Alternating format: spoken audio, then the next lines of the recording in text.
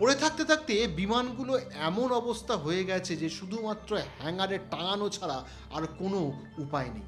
ঠিক এই রকমই চেয়েছিল আমেরিকা আর চীন। আমেরিকা ভীষণভাবে চেয়েছিল তাদের F-18 হর্নেট মালয়েশিয়াকে বিক্রি করতে, আর চীন চেয়েছিল J-17 অথবা J-20 মালয়েশিয়াকে দিতে। ঠিক এখানেই এন্ট্রি নিল ভারত আর তার কোম্পানি হ্যাল। তারা মালয়েশিয়াকে বলল, রাশিয়া তোমাকে টেকনোলজি দিতে পারছে না, তোমার প্রবলেম সলভ করতে পারছে না, তো কি হয়েছে, আমরা আছি। আমরা শুধু প্রবলেম সলভ করবো না, তার সাথে অ্যাস্ট্রা মিসাইল দেবো যার রেঞ্জ 160 কিলোমিটার। তার সাথে বিমানের ভিতরের avionics, radar system, computer system, mechanism সব কিছু পাল্টে একেবারে নতুন সুখোই 30 MKM মালয়েশিয়ার হাতে তুলে দেওয়া হবে। এখানেই ভারতের শ্রেষ্ঠত্ব।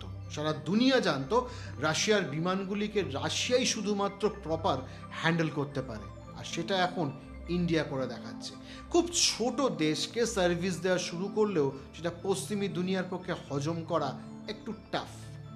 ভারত পরিষ্কার বলছে সাহায্যের জন্য চীন, আমেরিকা এদের কাছে যাওয়ার কোনো প্রয়োজন নেই, টাইগার আভি জিন্দা হ্যায়। মালয়েশিয়া সাহসে ভর করে ভারতের হাত ধরছে, কারণ মালয়েশিয়া খুব ভালো করে জানে ভারত কখনো কোনো দেশের স্বাধীনতার সঙ্গে খেলা করে না।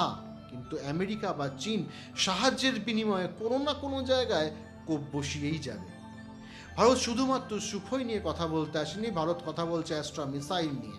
আমরা শুধুমাত্র সুখোইকে নতুন করে দেব না, তার সঙ্গে মিসাইল জুড়ে এক আধুনিক যুদ্ধ বিমান বানিয়ে দেবো। মালয়েশিয়া আগে রাশিয়ার R-77 মিসাইল ব্যবহার করত। আধুনিক অস্ত্র সম্ভারের মধ্যে সেটা আর পড়ে না, এটা অনেক ব্যাকডেটেড হয়ে গেছে, তার আপগ্রেডেশন হয়নি। সেখানে অ্যাস্ট্রার রেঞ্জ 160 কিলোমিটার। মালয়েশিয়া প্রতিবেশী দেশ চীনের দিকে যদি 160 কিলোমিটার ভিতরে ঢুকে স্ট্রাইক করতে পারে, বুঝতেই পারছেন চীন কি ভাবছে এই ডিল নিয়ে।